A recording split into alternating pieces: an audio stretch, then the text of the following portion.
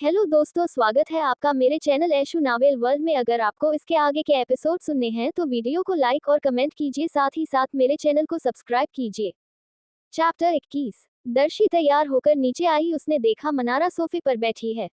उसके चेहरे पर अजीब से भाव थे। ऐसा लग रहा था जैसे वह काफी टाइम से दर्शी का उत्सुकता से इंतजार कर रही थी। दर्शी को इतना तैयार हुए देखकर मनारा बोल पड़ी, दर्शी क्या तुम बाहर जा रही हो? उद्धरण चिन्ह। दर्शी मनारा से बात नहीं करना चाहती थी, उसने बस सिर हिलाया। मनारा अचानक बोल पड़ी, क्या तुम उससे मिलने के लिए इतनी उत्सुक हो? उसने दर्शी को आंख मारते हुए कहा। दर्शी हैरान थी, तुम्हें पता है? मनारा को कैसे पता चला कि वह अदम्य को लेने जा रही है?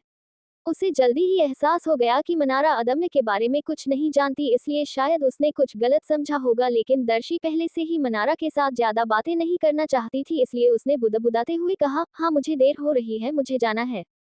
चिंता मत करो, मैं इसे तुम्हारे लिए सीक्रेट रखूंगी, मनारा ने आत्मविश्वास के साथ कहा। दर्शी काफी उलझन में थी और गेट से बाहर निकलने से पहले बस उसने एक नजर मनारा पर डाली। बाहर निकलते ही उसे याद आया कि उसके पास ड्राइवर नहीं है, क्योंकि उसने ड्राइवर को बूढ़ी मेड को अस्पताल ले जाने के लिए कहा था।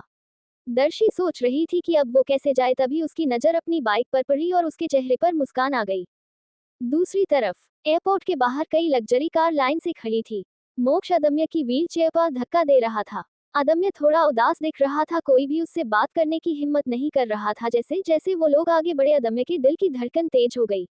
वह जल्द से जल्द दर्शी को देखना चाहता था। जब वह बाहर पहुंचे, अचानक अदम्य ने अपना हाथ बढ़ाकर मोक्ष को रुकने का इशारा किया। बॉस क्या बात है? जैक जल्दी से अदम्य के पास आकर बोला। मेरे लिए बैसाखी लाओ, अदम्य ने धीरे से कहा। वह व्हीलचेयर पर बैठना नहीं चाहता था, वह खड़ा होकर दर्शी से मिलना चाहता था ताकि वह उसे गले लगा सके। जैक एक पल के लिए हैरान हो गया, लेकिन निश्चय की आंखों को देखकर उसने उसकी बात मान ली। अदम्य ने खुद को बैसाखी के सहारे खुद को खड़ा, फिर उसने धीरे धीरे अपने कदमों को आगे बढ़ाया। हालांकि उसके पैरों में बहुत दर्द हो रहा था, लेकिन दर्शी से मिलने की लालसा ने उसके दर्द को लगभग न के बराबर कर दिया। लोगों का समूह उसके पीछे चल रहा था। सभी को डर था कि कहीं अदम्य गिर न जाए। जब वह बाहर निकले तो अदम्य की उत्सुक निगाहें चारों तरफ घूमी, लेकिन उसे वह व्यक्ति नहीं दिखा जिसे वह देखना चाहता था। वह अपने आप को और आगे नहीं चल पाया, उसकी आंखें ठंडी हो गई। वह नहीं आई क्या? उसने उससे फिर से झूठ बोला। ये सोचते ही अदम्य की आंखों में जो उम्मीद थी वह तुरंत गायब हो गई। मोक्ष और जैक ने एक दूसरे को देखा, उन्हें एक दबाव की गहरी भावना महसूस हुई। तभी एक व्यक्ति जो डायनासोर की ड्रेस पहना था अचानक उसके सामने आया। उसके हाथों में नीले गुलाबों का एक गुलदस्ता था। जैसे ही वह करीब पहुंचा, अदम्य के गार्ड ने उसे रोक दिया। वह इंसान इतना परेशान था कि उसने अपने पैर पटकने शुरू कर दिए। मोक्ष को बहुत गुस्सा आया, पहले ही बहुत देर हो चुकी थी और अब एक अजीब व्यक्ति ने उन्हें परेशान कर रहा था। उसने अपने अगल बगल खड़े गार्ड को इशारा किया तो गार्ड वहां आए और जैसे ही वह उसे पकड़ने वाले थे, अचानक एक आवाज आई, रुको। मोक्ष और जैक अचानक आए, आवाज की दिशा में देखने लगे तो उन्हें अदम्य की तिखी नजर महसूस हुई। तभी उस डायनासोर कपड़ा पहने इंसान का कपड़ा गिर गया, जिससे एक छोटा चेहरा नजर आया। सभी ने एक साथ कहा, दर्शी। मोक्ष ने दर्शी को ऊपर से नीचे तक देखा। दर्शी हैरान थी। उसे समझ में नहीं आ रहा था कि यहाँ क्या हुआ। उसने सबको हैरान करने के लिए ये सब किया था, लेकिन वह अब डर चुकी थी क्योंकि गार्ड ने उसे घेर लिया था। छोटी बच्ची अदम्य भी एक पल के लिए स्तब्ध रह गया, फिर उसकी आंखें खुशी से चमक उठी। वह वास्तव में आ गई। उसने दर्शी को गौर से देखा और उसके पास गया।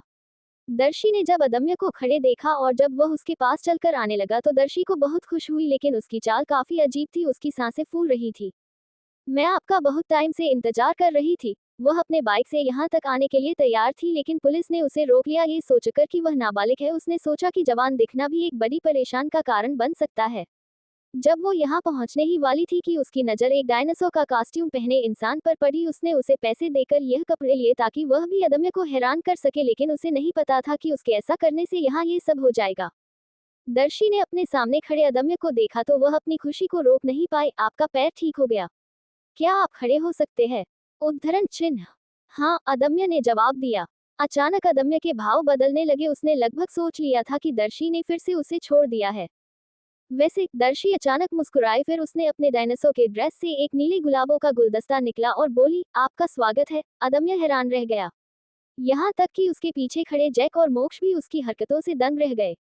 क्या उन्होंने सही देखा? क्या दर्शी सच में उन्हें बस फूल दे रही है, या फिर उसने चाकू या कुछ और छुपा रखा है? उन्होंने सोचा। अदम्य को भी यकीन नहीं हो रहा था कि वह क्या देख रहा है। उसमें 19 नीले गुलाब थे और उसने इन्हें जानबूझकर खरीदा था, या ये सिर्फ एक संयोग है? अदम्य ने सोचा। क्या आप जानते हैं कि इसमें 19 नीले गुलाब है? आपको पता है इसका क्या मतलब है? दर्शी ने शर्माते हुए कहा। अदम्य के दिल की धड़कन तेज हो गई। बेशक वह जानता था कि उसका क्या मतलब है। वो 19 नील गुलाबों का मतलब बताना चाहता था, लेकिन उसके मुंह से कुछ नहीं निकला।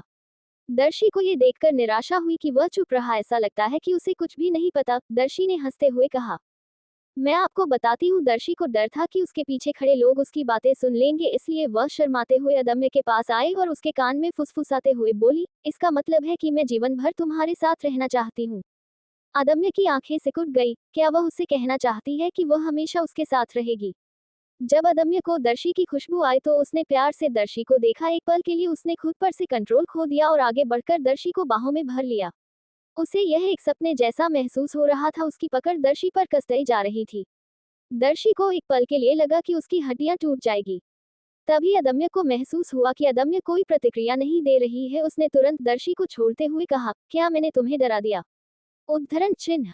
दर्शी ने ईमानदारी से जवाब दिया, बस थोड़ा सा। अदम्य को लगा कि वह उससे नाराज हो गई होगी और उसने दर्शी को छोड़ दिया। यह महसूस करते ही कि अदम्य उसे छोड़ चुका है, दर्शी ने अनजाने में आगे बढ़ाकर उसे गले लगा लिया।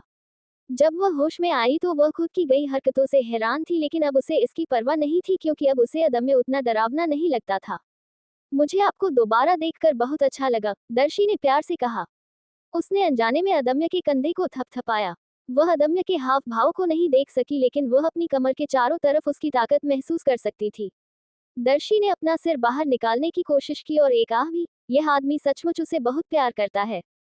अदम्य ने दर्शी को अपनी बाहों में भरा और उसकी खुशबू को महसूस कर रहा था। तभी उसे दर्शी की आवाज आई, अगर तुम मुझे नहीं छोड़ोगे तो मेरा दम घुट जाएगा। अदम्य चौंक गया। उसने दर्शी को जल्दी से दूर किया और बोला, क्या मैंने तुम्हें चोट पहुंचाई है? उद्धरण चिन्ह। कोई बात नहीं। दर्शी ने अदम्य के हैंडसम चेहरे को देखा और खुद को शर्माने से रोक नहीं पाई। उसने सोचा कि अदम्य सचमुच में कितना हैंडसम है। पिछले जन्म में उसने उसे नजरअंदाज कैसे कर दिया। अब हमें यहाँ खड़े नहीं रहना चाहिए, चलिए चलते हैं, सब हमें देख रहे हैं। दर्शी ने अपना सिर खुजलाया। वह थोड़ा शर्मिंदा महसूस कर रही थी। जैक और मोक्ष उनके पीछे खड़े। उन्होंने उनकी बातों को सुना और अपना सिर ऐसे घुमाने लगे जैसे उन्होंने कुछ भी न सुना हो, लेकिन दर्शी की बातों ने उन्हें असहज महसूस कर दिया। चलो हम पहले लंच पर चलते हैं, अदम्य ने दर्शी को रोकते हुए कहा। उसने कुछ दिनों बाद दर्शी को देखा था। उसे ऐसा महसूस हो रहा था कि वह पहले से थकी हुई है। क्या आप पहले आराम नहीं करना चाहते?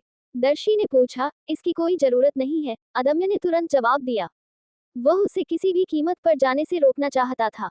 तभी दर्शी आगे आकर बोली, आपको खड़े रहने की जरूरत नहीं है, आपको व्हीलचेयर पर जाकर बैठना चाहिए। अदम्य का मूड खराब हो गया। वह एक ऐसे व्यक्ति की तरह नहीं दिखना चाहता था जिसे चलने के लिए व्हीलचेयर की जरूरत हो। दर्शी ने उसे मनाने की कोशिश की और उसे समझाया कि उसका अभी ऑपरेशन हुआ है और उसे जिद नहीं करनी चाहिए। प्लीज व्हीलचेयर पर बैठ जाए। नहीं, अदम्य ने एक जिद्दी बच्चे की तरह कहा। दर्शी निराशा थी। तभी उसके दिमाग में कुछ आया और उसने तुरंत कहा, अगर आप व्हीलचेयर पर बैठ जाएंगे तो मैं आपको धक्का देकर ले चलूंगी। ये सुनकर अदम्य की आंखें चमक उठी। एक पल के लिए सोचने का नाटक करते हुए उसने सिर हिलाया, ठीक है। मोक्ष ने अपने पीछे से उनके शब्दों को सुना और तुरंत व्हीलचेयर को धक्का देने के लिए आगे बढ़ा, लेकिन दर्शी ने उसे रोक दिया। मोक्ष को लगा कि कुछ गड़बड़ है। वह अदम्य से ऐसे कैसे बात कर सकती है जैसे वह एक बच्चा हो। उसने पहले कभी उससे इस तरह से बात नहीं की थी। इस बीच अदम्य खुशी खुशी व्हीलचेयर पर बैठ गया और उसने अपना सिर घूमकर अपने पीछे खड़े मोक्ष को देखा और उससे बोला, तुम जाओ। मोक्ष को लगा जैसे उसके दिल पर किसी ने गोली मार दी। क्या वह उसे नौकरी से निकल रहे हैं? उद्धरण चिन्ह। दर्शी जो उनके बगल में खड़ी थी तुरंत अदम्य के पीछे आई और उसने धीरे से अदम्य के व्हीलचेयर को धक्का देना शुरू किया। अभी वह 2-3 कदम ही चले थे कि अदम्य को उस पर थोड़ा तरस आया और वह बोला, अगर तुम थक गई हो तो मोक्ष को कह सकती हो। मैं थकी नहीं हूँ, दर्शी हंसी। मैं धीरे धीरे धक्का इसलिए दे रही हूँ क्योंकि मुझे डर है कि अगर मैंने तुम्हें तेज धक्का दिया तो तुम गलती से सीढ़ियों से गिर न जाओ। ये सुनकर मोक्ष और जैक ने तुरंत अपनी स्पीड तेज कर दी और अदम्य के पास खड़े हो गए, यहाँ तक कि बाकी के गार्ड भी उसे घूरने लगे। दर्शी मन में बोली, मैं तो मजाक कर रही थी, क्या उन्हें सचमुच में लगता है कि मैं उसे मारने की प्लानिंग कर रही हूँ? उद्धरण चिन्ह। थोड़ी देर बाद वे सभी कार के पास पहुंचे। अदम्य की कार के सामने एक बूढ़ा आदमी खड़ा था जो अदम्य की देखभाल करता था। वह वहां दर्शी को देखकर हैरान था और उससे भी ज्यादा वह इस बात से हैरान था कि दर्शी अदम्य की व्हीलचेयर को धक्का दे रही थी। अतीत में दर्शी की वजह से ही उसके मास्टर हमेशा मौत की कगार पर पहुंच जाते थे। हालांकि उन्होंने सुना था कि अदम्य का रवैया उसके मालिक के प्रति बदल गया था, लेकिन उसे इस बात पर भरोसा नहीं था। ये सोचकर कि यह छोटी लड़की कोई और प्लानिंग कर रही होगी, अचानक उनके चेहरे पर अजीब से भाव आ गए। दर्शी ने बटलर को देखकर एक हल्की सी मुस्कान दी और उन्हें हेलो कहा। पिछले जन्म में जब अदम्य ने उसे अपने विला में कैद कर लिया था तो इस बूढ़े बटलर ने उसकी बहुत मदद की थी। जब दर्शी तरह तरह की परेशानियां खड़ी करती तब भी उन्होंने किसी चीज के लिए उसे अदम्य के दोषी नहीं ठहराया। बूढ़े बटलर ने दर्शी के अभिवादन पर कोई जवाब नहीं दिया और अदम्य से बोला, यंग मास्टर मास्टर और ग्रैंड मास्टर आपका इंतजार कर रहे हैं। अदम्य बैसाखी के सहारे खड़ा हुआ।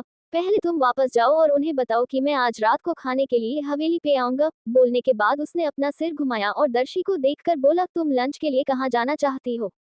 दर्शी ने अपनी नाक रगड़ी और बूढ़े बटलर को देखा जो नाराजगी से उसे ही देख रहे थे। उन्हें देखकर ऐसा लग रहा था जैसे दर्शी उसके मालिक को उसके खिलाफ भड़का रही है। दर्शी ने जब कोई जवाब नहीं दिया तो अदम्य बोला, मैं एक रेस्टोरेंट को जानता हूँ जो तुम्हें पसंद आएगा। जब अदम्य ने खाने की बात की तो दर्शी थोड़ा घबरा गई, जिसे देखकर अदम्य ने दर्शी के हाथ को पकड़ना चाहा लेकिन उसने महसूस किया कि दर्शी ने अपना हाथ पीछे कर लिया। अदम्य ने अपना हाथ आगे नहीं बढ़ाया, उसे लगा कि शायद दर्शी उसके गले लगने से डरी हुई है, इसलिए उसने अपना हाथ वापस खींच लिया। दर्शी जो अदम्य की तरफ हाथ बढ़ाने वाली थी वो भी चौंक गई। उसने सोचा कि क्या अदम्य को इस बात का बुरा लग गया कि उसने अपना हाथ वापस खींच लिया।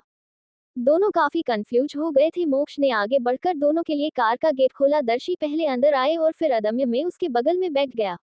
दर्शी को थोड़ी घबराहट महसूस हुई। अचानक उसे कुछ याद आया और वह तुरंत बोली, रुको। क्या हुआ? अदम्य का स्वर चिंतित लग रहा था। उसने देखा कि वह घबराई हुई है। मैं अपनी बाइक लेना तो भूल ही गई। ये सुनकर अदम्य ने चिंता करते हुए पूछा, क्या तुम बाइक से यहाँ आई थी? उद्धरण चिन्ह। हाँ, दर्शी ने धीरे से कहा, मैं बाइक चलाने में बहुत अच्छी हूँ। अगर तुम्हें मुझ पर विश्वास नहीं है तो मैं तुम्हें अगली बार घुमाने ले जा सकती हूँ। जैक दोनों की कल्पना करने लगा जहां अदम्य दर्शी के बाइक पर उसके पीछे बैठा है और दर्शी बाइक चला रही है। वह खुद को हंसने से रोक नहीं पाया। अदम्य की आंखें उस पर तेज हो गई और उसने तुरंत जैक से कहा, बाइक को गैराज में ले आओ। जैक को लगा कि उसने कितनी बड़ी गलती कर दी, उसे हंसना नहीं चाहिए था। जैक दुखी भाव लिए कार से उतर गया। मोक्ष ने पीछे मुड़कर देखा और जाने से पहले उसके चेहरे पर एक चिढ़ाने वाली मुस्कान थी। दर्शी जो कार में बैठी थी वह और भी ज्यादा दुखी हो गई और तुरंत बोली, ये ठीक नहीं है, आपने मुझे उसे दिया था, फिर आप उसे वापस क्यों ले रहे हैं? उद्धरण चिन्ह।